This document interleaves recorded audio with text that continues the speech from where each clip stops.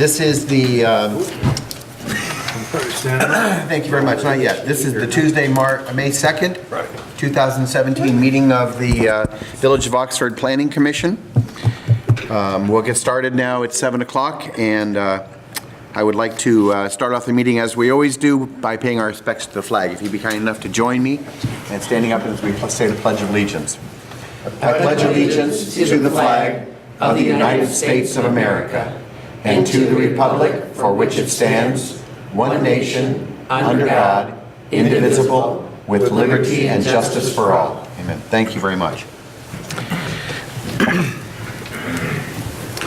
All right. Madam Secretary, if you'd be kind enough to call a roll call of the commissioners, please. Commissioner Johnson. Here. Commissioner Curtis. Here. Commissioner Deeg. Here. Commissioner Biema. Here. Chair Douglas. Here. Commissioner Helmuth. Yes. And we still have one vacancy. That's correct. Thank you very much. I would now ask us to turn our attention to the approval of the agendas for this evening's meeting. I'll make a motion to approve the regular Planning Commission meeting agenda for Tuesday, May 2nd, 2017. Second. Who was that? Rose? Yes. All right, I have a motion on the table to approve the agenda as submitted for this evening's meeting. Motion is tendered by Commissioner Curtis and seconded by my dear friend Commissioner Rose Biema. All those in favor of approving the agenda signify by saying aye. Aye. Any opposed say nay. Good, our agenda for this evening is approved. I would now accept a motion to approve minutes from previous meetings.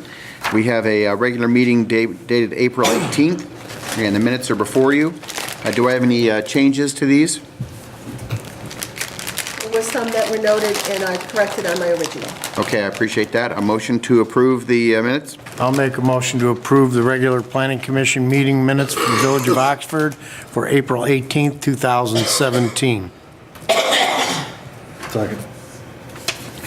All right, I have a motion to approve the minutes from the previous meeting dated April 18, 2017. Motion was tendered by Commissioner Curtis and seconded by Commissioner Deeg. All those in favor of approving the minutes signify by saying aye. Aye. Any opposed say nay. Good, that carries as well. We have approved minutes. My agenda states that we have no correspondence from this period, so we will not take a motion to receive and file the correspondence. We will not be having a public hearing tonight. Any public hearings that will derive from this will be held at a later time and duly noted, and advertised as well, so we'll skip item 7. Number 8 is presentations. My agenda says we have none this evening, so we will not entertain any presentations.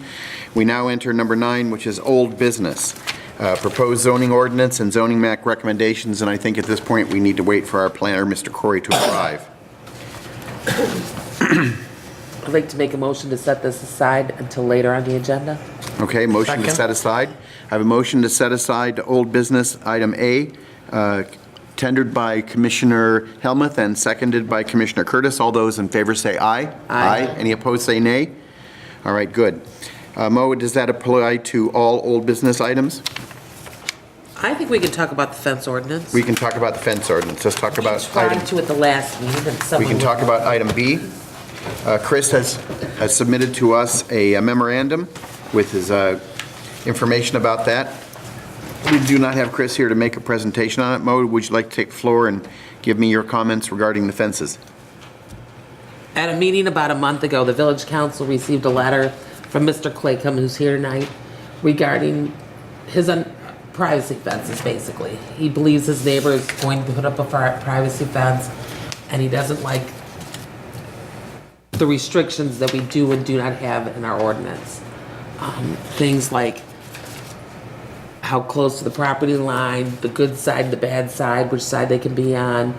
We've in the past had residents who have put up privacy fences and painted their neighbor's side extremely inappropriately, and it's been a problem getting them to fix that, and we'd like that to not happen again. I think Tom can probably explain it better. He also has drainage concerns about how close the pavement can be to the lot line when a neighbor puts in a parking pad, things like that.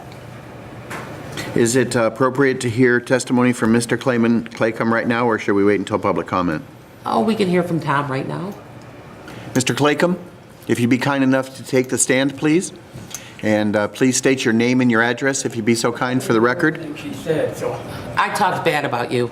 Don't fall. I don't know exactly what you said, but anyway, has anybody had a chance to see the fences around town? Oh, Tom Claycomb? Thank you very I live much. on Cedar Lake Road. There, thank you very much, Mr. Claycomb. Anyway, what I was questioning about was the problem with, I didn't see anything in the ordinance that said the neighbor had anything at all to say about this. And I thought maybe that should be, we should have something. And this letter that I had here with these paragraphs, it politely describes what I call the ugly side of the fence. Has everybody seen the picture that I had? If you'd pass it down, I'd be happy to look at it. Okay. This is what I consider the ugly side. And if I build a fence, I should be looking at this side.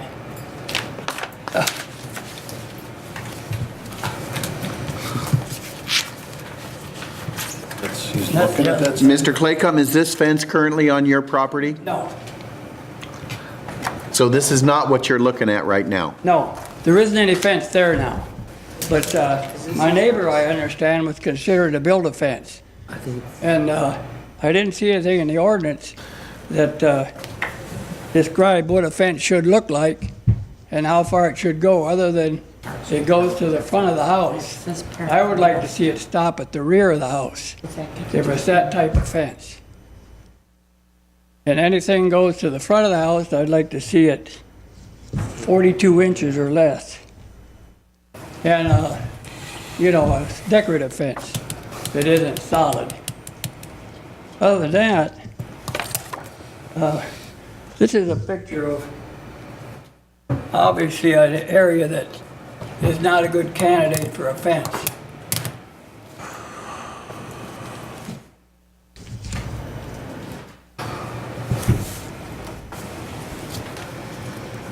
And the other thing I was asking about, Is this your property currently? that last one is the double, Yes, with the double garage? yes. Yes. There isn't any problem there. Because they're both mine. Okay. The other thing I was asking about was the blacktop or cement. Is there a setback from the lot line for cement? As that one shows, there's a lot of, there's so much cement and blacktop, there's no place for the water to run. And obviously, it's gonna go someplace. So even if that cement is flat, if you get an inch of rain, it's not building up on the cement, it's going someplace. And I thought maybe there should be something said about that. Other than that, I haven't got any problems right now because there isn't any fence there, and I was just trying to not look at one of them. I don't live there either, but I was raised on a farm, so all the fences were either keeping animals out or keeping them in. Sure. Mr. Claycomb, have you brought this to the attention of the village, I talked aside to, from coming to the I commission? talked to the inspector. And what did the inspector tell you? He kind of agreed with what I was saying. Did he show you the ordinance regarding fences and Well- paved property? I had a copy of it, but that's what I said. There wasn't anything in there that I could see that addressed what I'm talking about. Unless I didn't get all of it.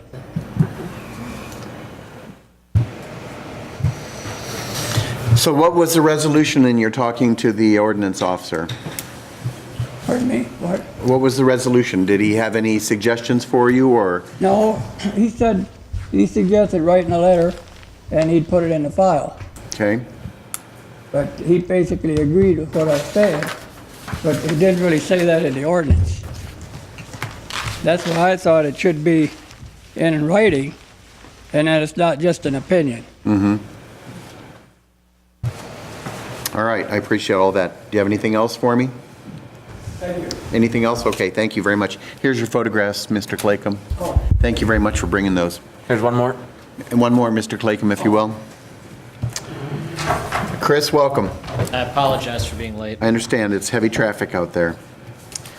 Chris, we've gotten down to item 9 under old business. We've obviously passed through everything else, get up to this point. We were going to wait for you, and Commissioner Helmuth asked that we set aside discussing proposing the zoning ordinance and zoning map recommendations, and we skipped right to item B. And we're now hearing testimony from Mr. Claycomb, who is in regards to the fence ordinance.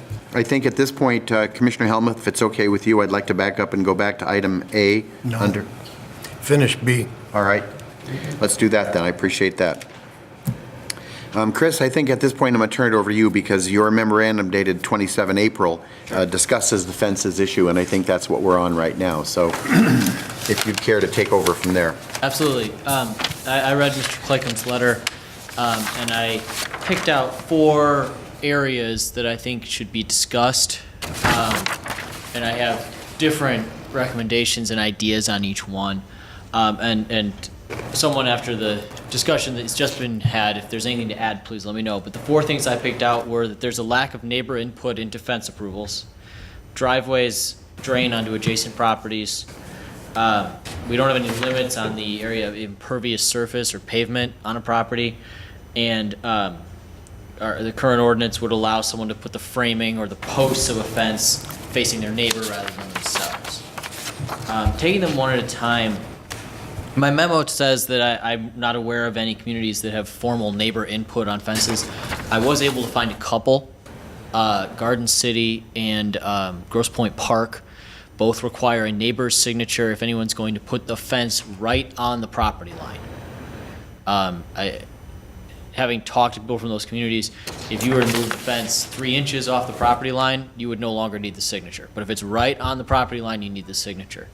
I've also heard that Lake Orion used to have an informal, as I understand it, it was an informal policy of requiring a neighbor's signature. There was never anything in writing, and then they stopped doing that. So that's what's out there in terms of this kind of policy. I wouldn't recommend anything more stringent than just one sentence and a signature from the neighbor. You know, I don't think we need to get every neighbor on the block involved or anything like that. I also think the distinction between a fence that's right on the property line and a fence that's set back a little bit is relevant. And I have heard some concerns from communities that have done this. The big one is, if I live next to a rental house and can't find the landlord, how do I get their signature? So those are some things to consider. But if this is something that the Planning Commission and Council want to pursue, it would be a fairly simple amendment to the ordinance to require a neighbor's signature for a fence right on the property line. I have a couple of questions, Chris. The owner of a property is a matter of public record, is that correct? Yes. And that's accessible by the public? Yes. All right, so, saying that a owner of a rental property is not accessible is not the case, Well, because you could locate that person. You could certainly find out who they are. Right. If they're out of state or a giant company, it's a little harder than just knocking Sure, I on the door and understand. saying, hey, I want to put up a fence, is that okay? Can you sign this slip of paper? All right, so in the Village of Oxford right now, step me through the process if a homeowner wants to erect a fence on his or her property. Right now, they come into the building department for a fence permit, and they show that they're going to meet the standards of the ordinance. If, in the opinion of the building official, they meet those standards, then the fence permit is approved and the fence can be constructed.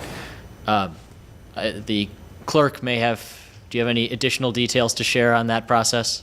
Yeah, we do, prior to the fence, we either have to have a survey of the property where the lot lines are. It has to get staked before they can start post hole digging. Then the post holes have to be approved, or they have to have their neighbor's approval before the permit will be issued. Okay. So we do have that in place. And that's as far as it goes? It doesn't have That's as anything far to as do it with goes. what the style of What fence is, a size, Well, or I mean, et cetera, what side where it's goes. located? It doesn't matter at this current time what side goes. it does matter, according to our ordinance, what height, where it is, whether it's on a corner lot and things. They do Okay. look at all of those Okay. things. And so it is a matter of regulation in the village, whether it's law or not. I don't know if it goes that far, but there is a regulation that has some control over the creation of a boundary fence. Yes, And that they it's are- law. Okay. There's about a half a page of standards in the zoning ordinance. Okay, and so you're obviously not allowed to put up a fence without getting a permit first. That is And true. if you try to put up a fence without getting permitting, you're in violation of the law, and you can That's- be cited for that. Correct. Okay, I appreciate that. And we have done that. I beg your pardon? We have done that. Good, okay. So, Mrs. Nasser, can you clarify when a neighbor's permission is required? Because you mentioned that briefly. Only if they don't have a survey. If they have a plot plan and a survey, and it shows, or they can find their irons, we don't ask for the neighbor's signature. But if they can't, then we ask for a little letter of saying, I approve the fence as described by me, and per the stakes. Interesting. Go ahead, Jack. Okay, I own a village lot, and I want to put a fence up. I need a permit. Yes. You need a permit. In the township, you don't need a permit. In the village, you need a permit. Now, the fence can be 6 foot tall to the front of the house, and then does it drop down in size if you go to the sidewalk? Yes. Yes, okay. There is a size. I heard you say that you do not issue a permit if you do not provide a survey or irons can't be found. Or you can get a letter from your neighbor. Okay. And they say, as described for me, Mr. Curtis says that he's going to put, 6-foot privacy fence, 107 feet along my property. I agree to the stakes that are placed. Okay, so it covers that. Now, is there anything there that says what style of fence? No. Is there anything there that says which way the bad side faces? Okay. That would have to be put We into, do suggest putting the plain side on your side and the more decorative side towards your neighbor, but that we can't make them do you can't make them do it. Right, In we order to suggest. make them do that, we would have to change the ordinance, We correct? have to add to Yes. it. We'd have to add a provision So to the to ordinance. change the ordinance, we'd have to have one public hearing or two? One. Okay. One public hearing here, and then the village council meeting, which is public, but doesn't have all the notice requirements. Yeah. I should just mention that while we don't have strict design standards, we do prohibit barbed wire, and we do prohibit electric fences. We do also, correct. It's a sticky wicket if you want to go there, but you have to change the ordinance if you want to stop somebody from putting a fence up that you don't like. It has to be agreeable by both parties. To me, you would have to change the ordinance. Continue, Chris. Okay, so that's issue number one. Issue number two is drainage of water from driveways onto adjacent properties. That's actually already prohibited by section 7.1.16 of the zoning ordinance. The enforcement is easier when someone's building something brand new and easier for commercial properties which have formal engineering rather than just a contractor putting in a driveway.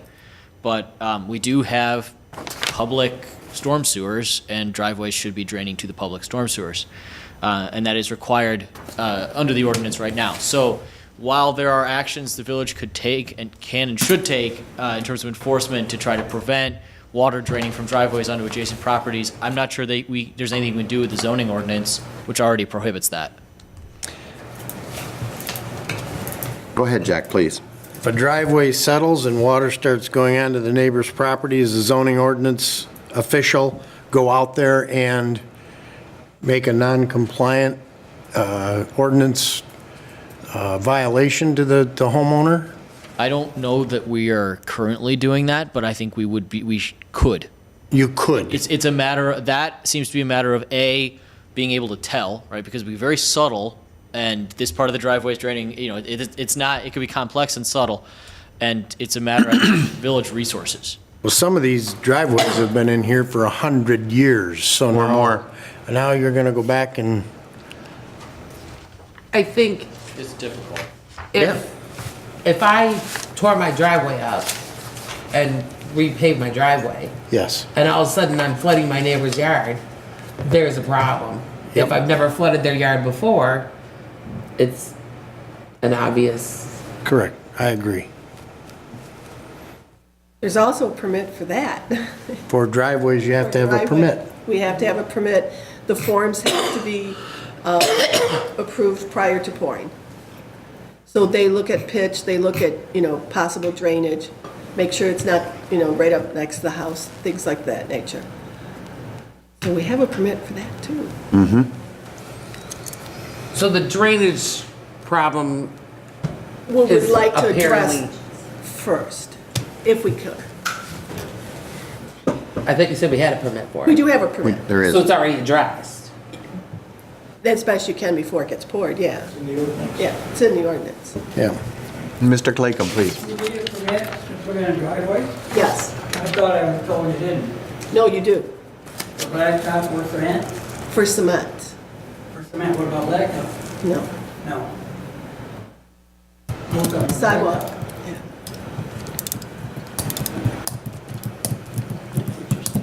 Where does that distinction come from? Between They just- concrete and Just for asphalt? concrete and forms, yeah. We just have a permit for the forms. What ordinance is that in? It's on the building permit fees. It's on our permits. 7.1.16, No, does it Okay, say but- that in here? That doesn't talk about the driveway though. doesn't? That's what Chris is referencing. Says it's driveways and parking areas. 7.1.6 says, doesn't say anything about the difference between concrete and asphalt or anything like that. Yeah. It just says, it just talks about drainage.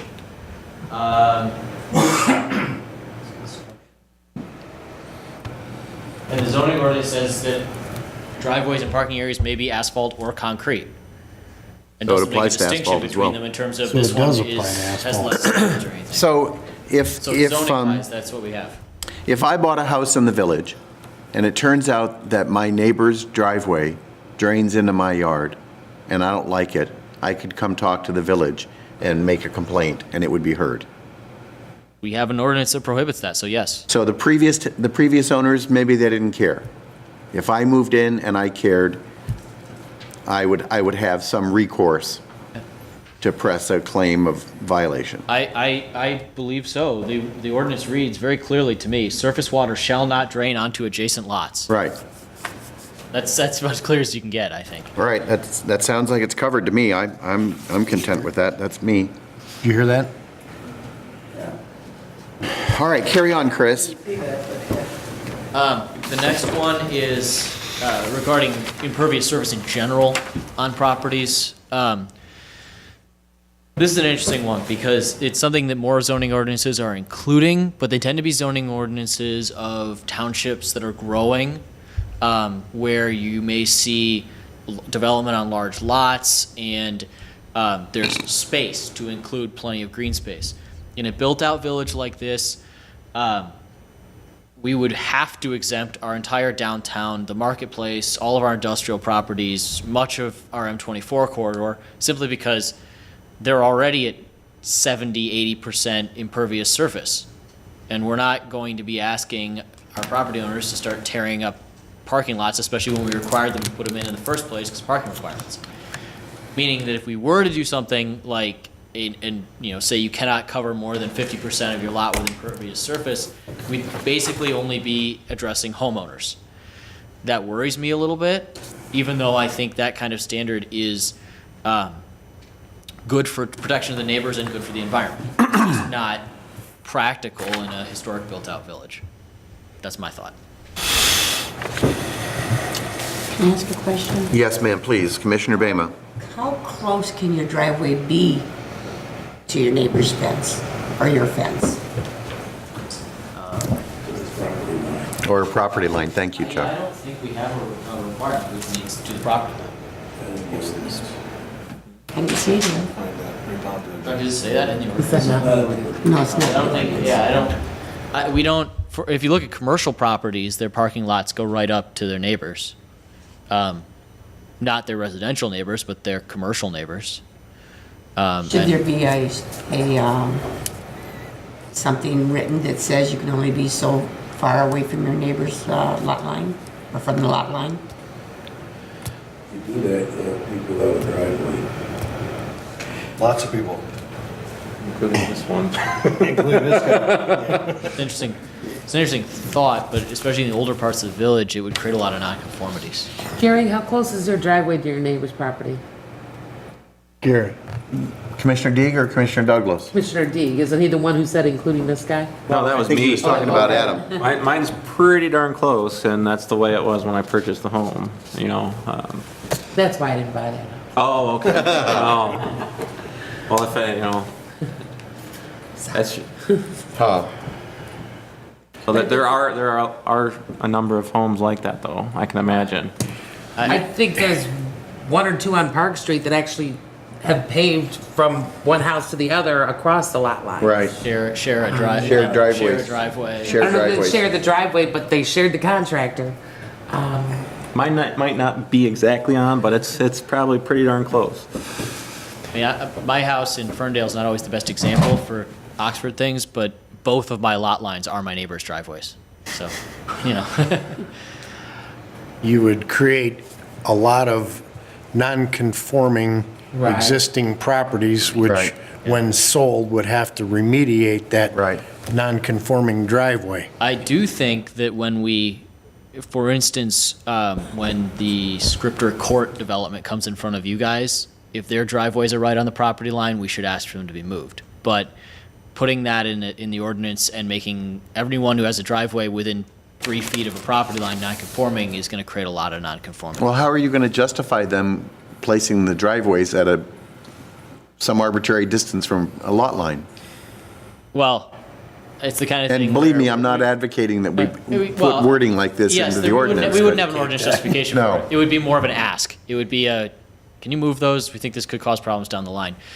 In the case of them, I don't think their driveways will be, because they're gonna have attached garages, which will have a setback requirement, and therefore, the driveway's gonna be set back the same distance as the garage, which should be fine, but. Okay. All right, carry on, Chris. Wait, if the drainage issue, The driveways are, I don't know if they're on that. They're not on there. Yeah, I asked for them to be added to the revised plans for when they come before you. We'll see. but if the drainage issue's taken care of, does it really matter where the concrete ends? Because if it comes right to the lot line, but the water's draining back onto their own property, does it matter if it's concrete to the lot line? Tom? If they paved all the way up to your lot line, but they had the drainage all taken care of, so it didn't drain onto your property, does that solve the issue? If it doesn't drain on my property, Right. well, whatever they do with it, doesn't matter. But I shouldn't have to drive mine up and run it back. Oh, I agree. The ordinance already says You will not. you will not. Well, that's, I just wanted to make sure that the drainage solves the concern for both. I read some of those ordinances, it's not very clear. It says you fix the ground away from the building. I think Residential driveways. you said, I'll read this is section 7.1.16 of the zoning ordinance.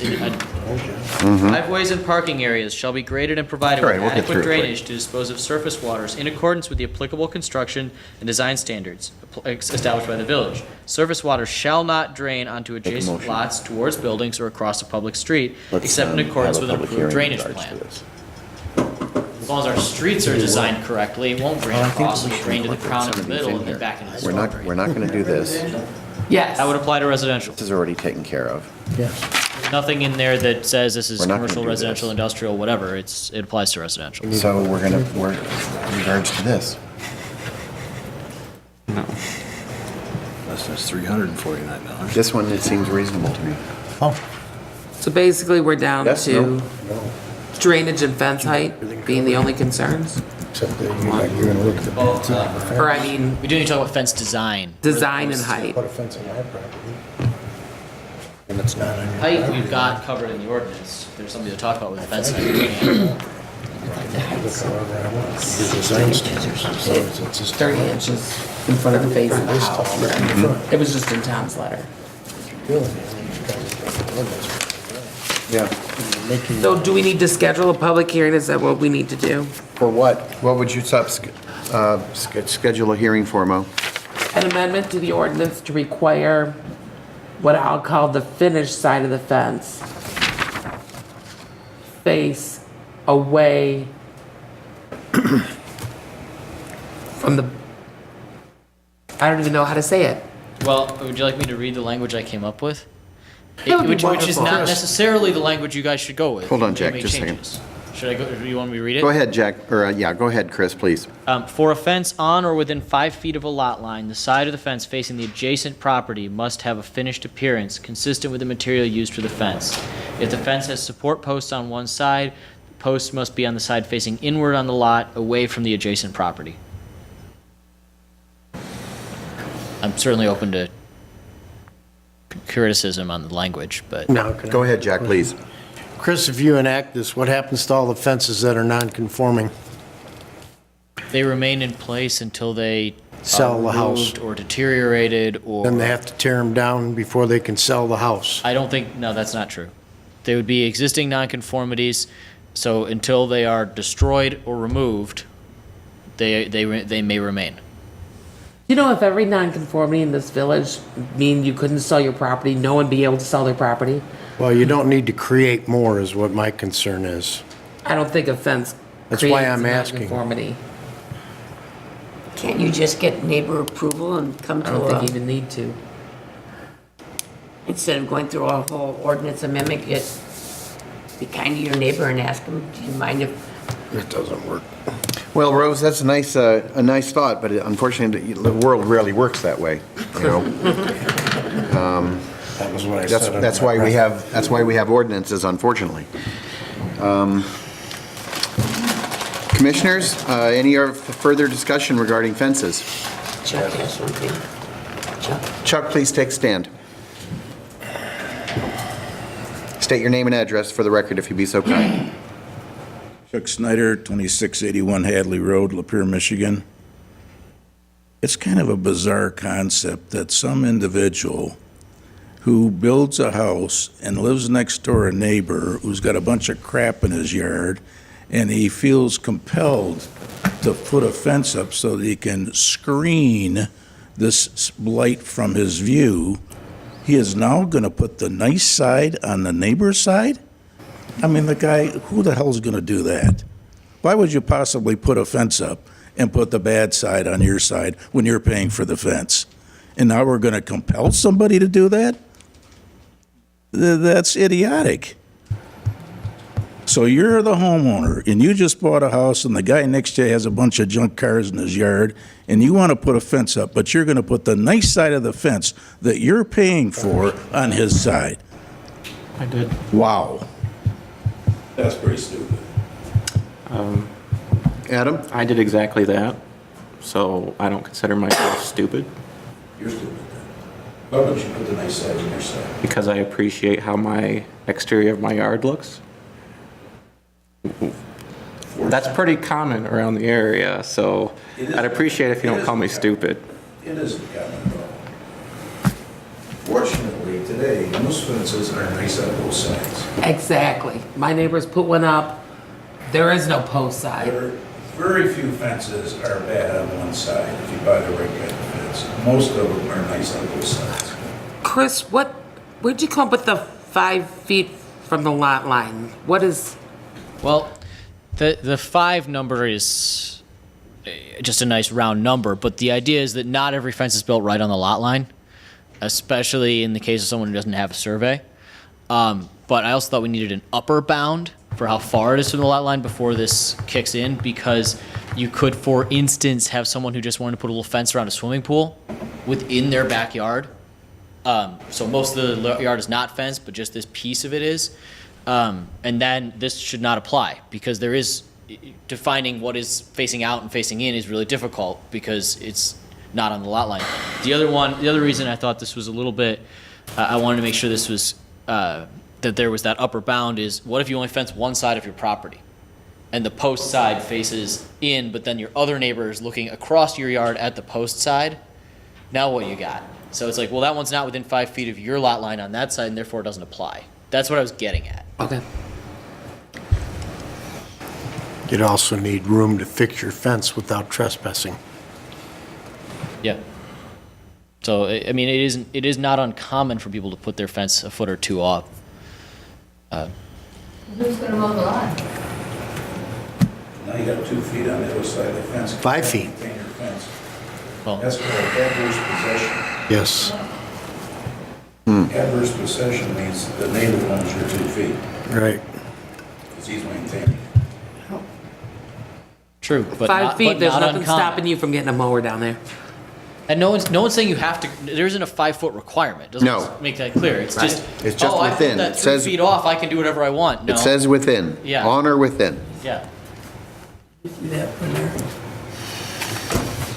That's part of an ordinance of a surrounding community.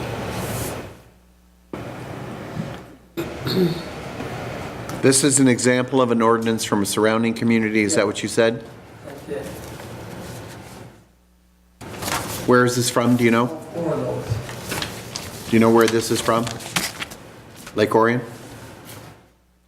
Says, in regards to appearance on a fence, all fences and walls shall present a finished appearance to view from off-site. If, because of design or construction, one side of a fence or wall has a more finished appearance than the other, the side of the fence or wall with the more finished appearance shall face the exterior of the lot. It's done, Chuck. Guess they're dumb. I lived in Lake Orion, so that's a pretty new ordinance, because I built fences in Lake Orion. You're probably the reason they changed it, Chuck. I sat through all the zoning ordinances in Huh. Lake Orion. All right, Chris, do you have anything else to add to that? No. If there's language in that ordinance you like better than what I wrote, let me know. But I think they're pretty similar. Commissioners?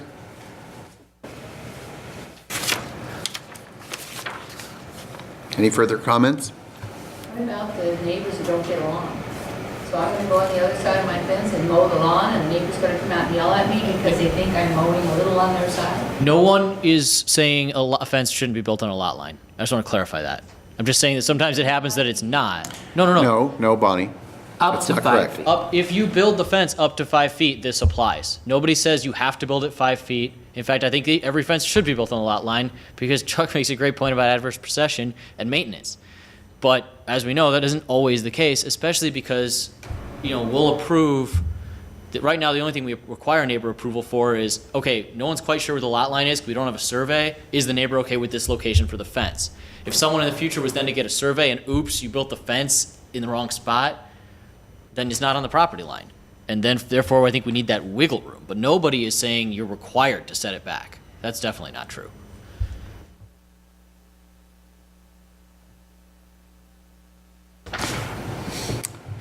Madam President, please. Can I sit in my chair like Bonnie did? Sure. Speak loudly. Yeah.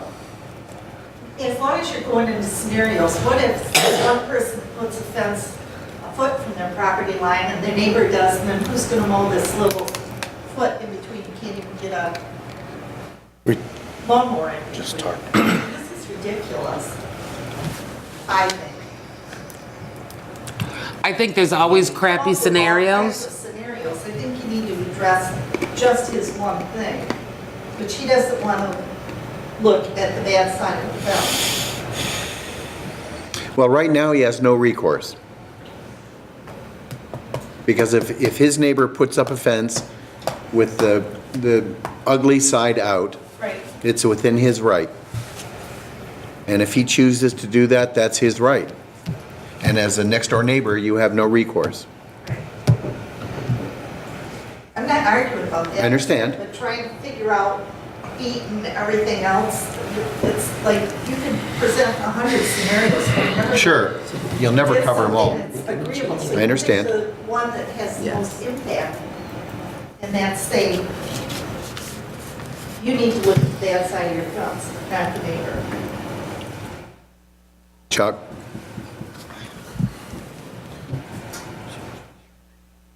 Currently, our process is if one person in a community out of 2,500 people doesn't like something, we're going to change the ordinance. Is that the deal? Not necessarily. That's what Well, you're doing. that's what we right now. have. Nobody's We doing have one anything. person- All we are hearing right now is testimony. But I'm just giving you the point that says, if you're talking about what you mentioned a public hearing, so one person comes in and you've got a problem, we're going to change the ordinance to make that one person happy. Is that where we're going? No, of course not. That's not possible. That's good. Mr. Claycomb, please.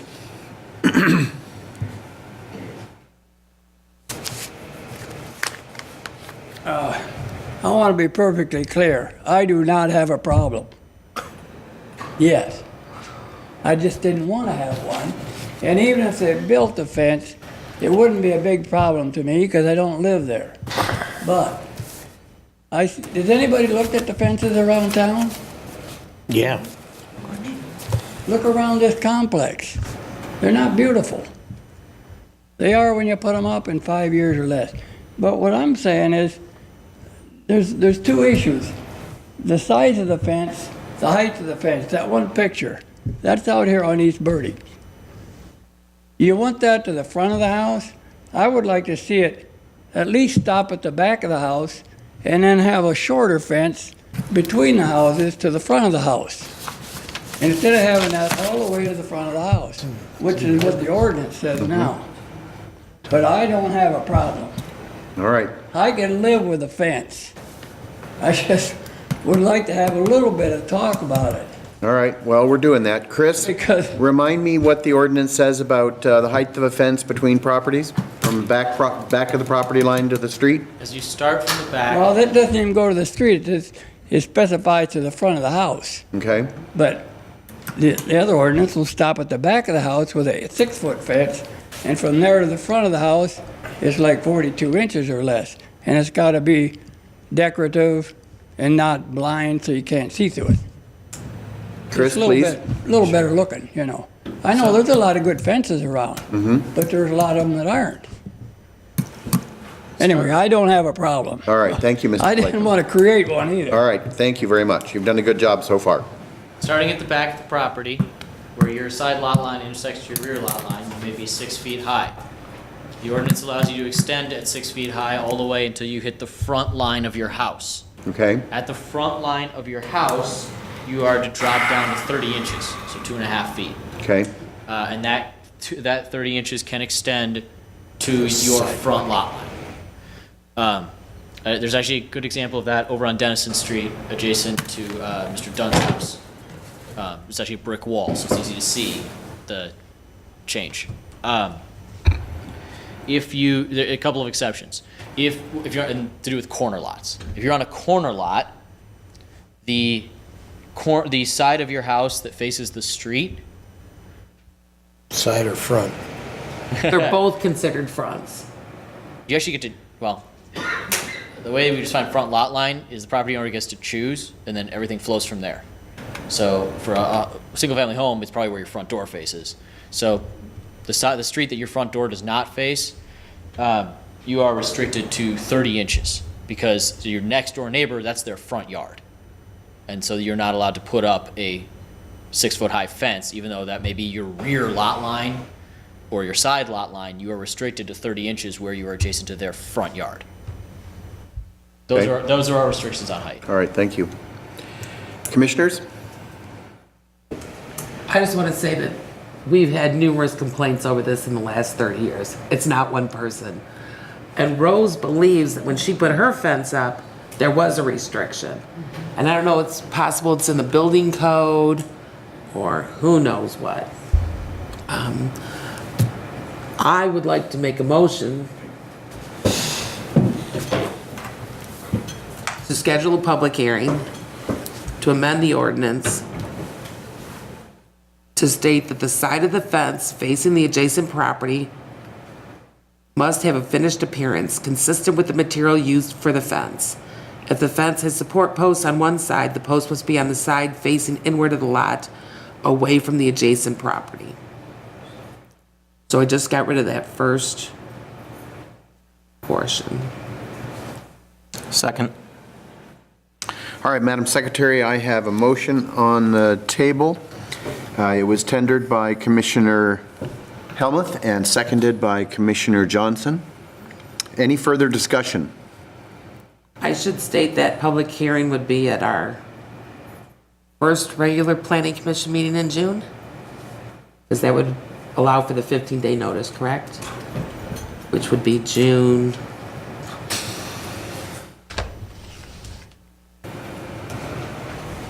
6th June 6th. at 7 p.m. or soon thereafter. Madam Secretary, I would like to have a roll call vote on this, please. Commissioner Douglas, Nay. Commissioner Helmuth, Yes. we have a vacancy. Commissioner Johnson, Yes. Commissioner Curtis, No. Commissioner Deeg, No. Commissioner Bama. Yes. It is 3-3. That's a failure. Failure. Just- Ties fail, right?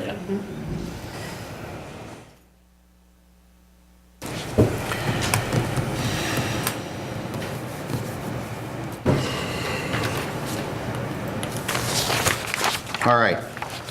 The motion does not carry. We will not be making a suggestion or a request for a public hearing in regarding to changing the fencing ordinance at this time. All right. Jack, can we go back to item A now? Oh, yeah, that's what I do. Good, please, that's what I would do too. All right, Chris, we'd like to talk about proposed zoning ordinance and zoning map recommendations. Do you have a presentation in regards to that? Just a brief one. We did have one element of our bundle of zoning amendments held over from the April 18th meeting. And my recommendation, the reason it was held over is because we wanted to have this discussion about fences and signage.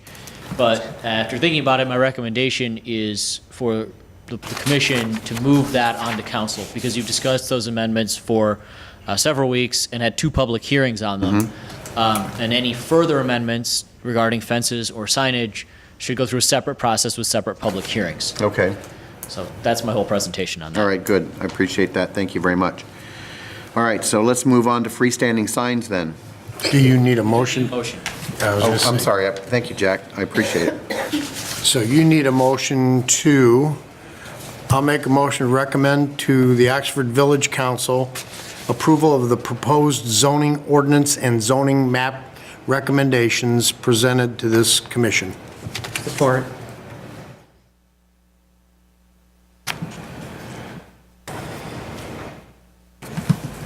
Madam Secretary, I have a motion on the table, tendered by Commissioner Curtis and seconded by Commissioner Helmuth.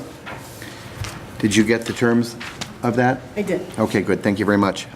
All those in favor of this motion signify by saying aye. Aye. Any opposed, say nay. All right, good, that motion carries. All right, now I believe we can move on to freestanding signs. Chris? We had some comments at our public hearings regarding our other zoning amendments, that freestanding signs in our commercial districts, which are currently limited to 24 square feet, could be increased to 32 square feet without dramatically impacting the character of the village, because we have so many signs already that are between 24 and 32 square feet. I struggle to disagree with that, because it's absolutely correct that on the Washington corridor, we have quite a few 32 square foot signs. So I would not be opposed to a simple amendment that simply changes that 24 to a 32. Okay. Does this require a public hearing? Yes, And because it is changing an ordinance? yes, That's what I thought. yes. Okay. And it seems to me that it would not have been appropriate to just slide it in with the amendments you just recommended. And the Because it next wasn't- meeting It was is not discussed at its own June public 6th. hearing. June 6. You want to discuss this at all? Any further discussion on this? Yeah, are there any larger excursions from the 4x8 signs as of right now? Because one of the reasons why we proposed extending the sign area was because of the number of signs that are currently 4x8. So I don't want to just make this a reoccurring theme here. Well, we do have the marketplace sign, which is, don't quote me, but I think something over 100 square feet. I was going to say it's 80 at least. I Well, do that's not, an extreme. yeah, I do not think that should be a precedent. No. No, and I wouldn't use that. We are, if you were to go up the corridor and measure every sign, my guess is the vast majority, or my experience, because I remember many of them being approved, is that most of them are under 32 square feet. Chuck could probably give the square footage of his signage if he was so inclined. But I just don't, I mean, we're creating a precedence here based on 32 feet because that's what we've permitted in the past, and 24 just didn't really have much of a justification previously, so I just want to make sure we don't have anything that's larger that creates a second precedence. Sure. I think that it's worth noting that our 6 foot maximum height would remain in place, which means that we are strongly suggesting that signs be 4 feet tall by 8 feet wide. And that has been a very common, It's a standard in the yeah, industry. it's pretty standard sign size. And we've seen people say, people have had approvals of various types up and down that corridor, special use sign approvals, conditional rezonings that allowed bigger signage, that kind of thing. And they all went to 32 square feet. So it does seem like we should be learning from that. It seems an appropriate size to me, don't you think? I agree. All right, any further discussion? Chuck, if you take the floor, and Russ, I'll get back to you in just a second. Go ahead.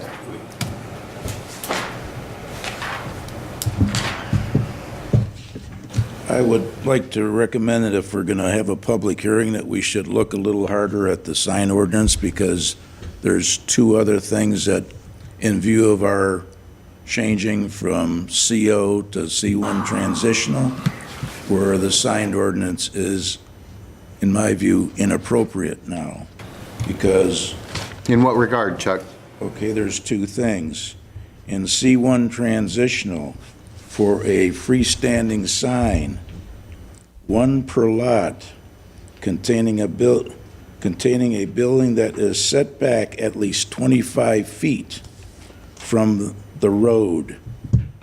Ooh, these lots, the signs can't be 25 feet back. The building isn't even 25 feet back. The setback requirement is for the building. Your lot is allowed a freestanding sign if you have a building that's set back. That's what the language is supposed to mean. But If I'm that saying language to you- isn't clear, we may be able to do buildings- adjust the language without going through the whole process of amending. The buildings are not set back 25 feet. Excuse me, I don't mean to, sorry Chuck, jump in, but that's actually the point. We have parts of the C1 transition area where we have buildings set back 25 feet, other areas where we do not. And the threshold was, if you're that close to the road, you shouldn't have a freestanding sign. If you're not, you may have a freestanding sign. But you have buildings that have signs that are not 25 foot back from the road. So in the old CO, the sign could be 12 feet back from the sidewalk. Doesn't matter where the building was. So CO was 1 per building, frontage on a public road, height 6 feet, area 16 feet, setback 12 feet.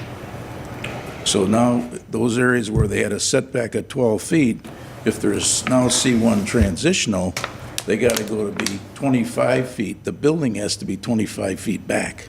That's impossible. So that's one thing. Second thing is that now we're fostering the notion of having, because of the depth of a lot of our properties, we're fostering the notion that there be buildings in the front and then buildings at the rear of the property with parking in the middle. But our ordinance says that for a freestanding sign, it's only 1 per lot, not per building. So if you have a building in the front and buildings in the back, you're only allowed one sign, because it's per lot, not per building. So someone's gonna develop buildings in the back with no signage.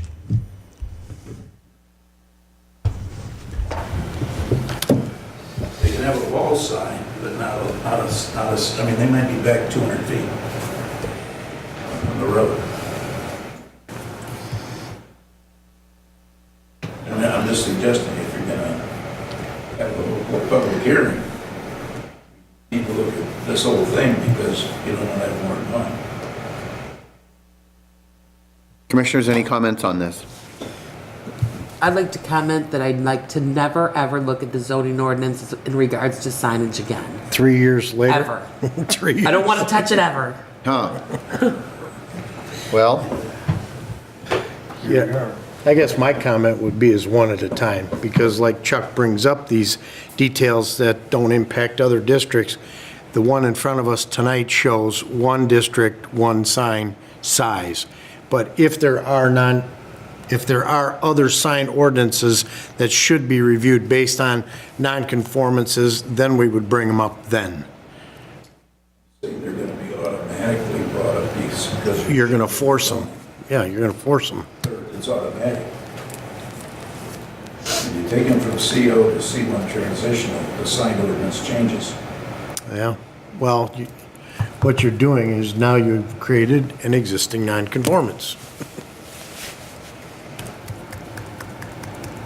I think the two should go hand in hand. When you're changing the zoning, you need to look at the signage and say, hey, you need to change the signs to be consistent with the zoning. Well, there's always fallout from a decision, and there's always fallout, Jack, I agree with you. Chris, I think that there's probably enough, golly. And Mo doesn't want to revisit sign ordinance. And I can understand why, it's a very complicated, No more signs ever. What? I know.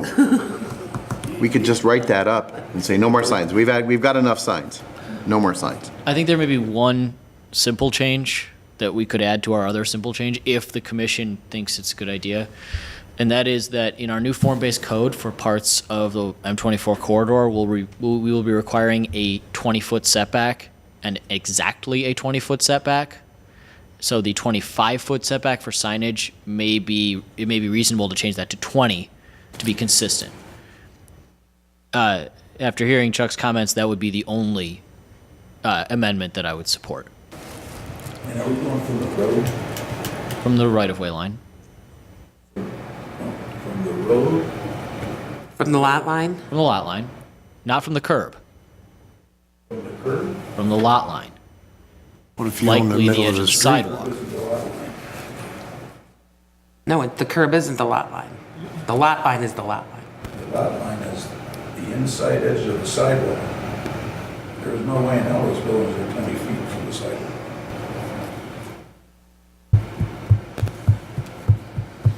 I believe that Madam Chairperson, I measured one of my buildings, and it was barely 10 feet. I was under the impression that building was measured and found to be 25 feet, and a sign was placed in front of it on the idea that it was 25 feet. It was 25 feet, but that was from the roadway across there. We were given paperwork showing it as 25 feet from the property line, but that's a separate issue. It can't be, it's impossible. The property lines, unless someone's on the indoor side of the side.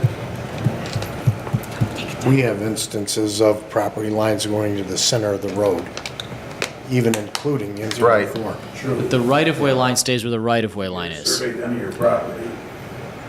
The front lot line is defined as the right-of-way line. So even if you technically own to the center line of the road still has an edge, the right-of-way line, and your zoning front lot line is defined as that I right-of-way like line. Mo's idea. Whatever. There we go.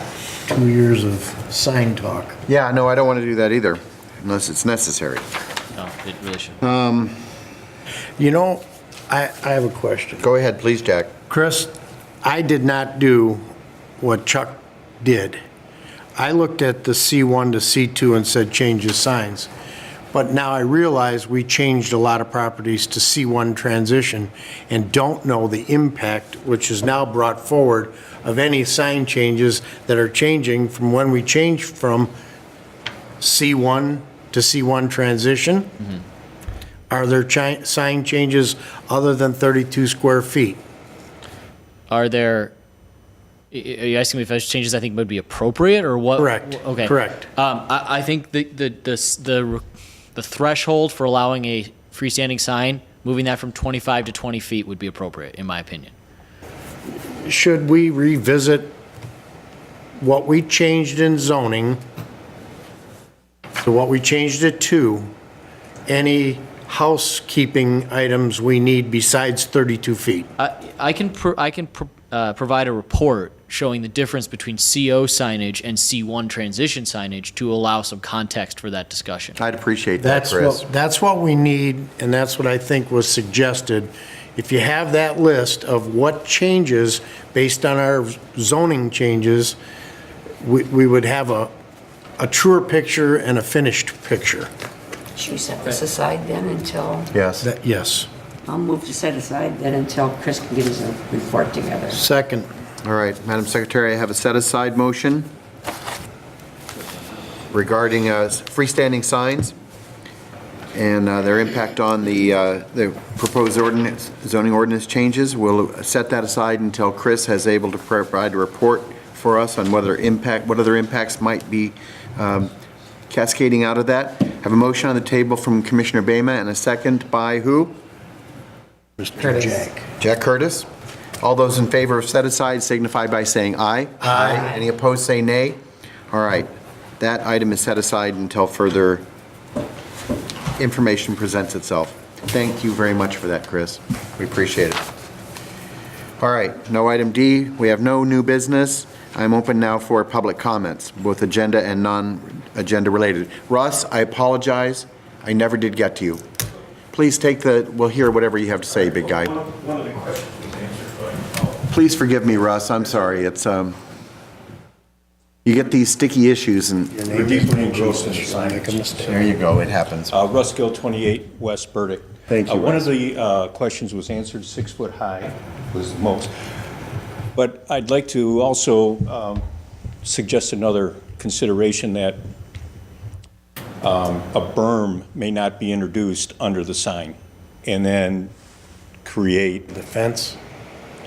Under the fence, Not or under the sign. Under the sign. I see. You know, a berm, and then they put a sign up, and then they say, my sign is 6 foot high. Oh, sign.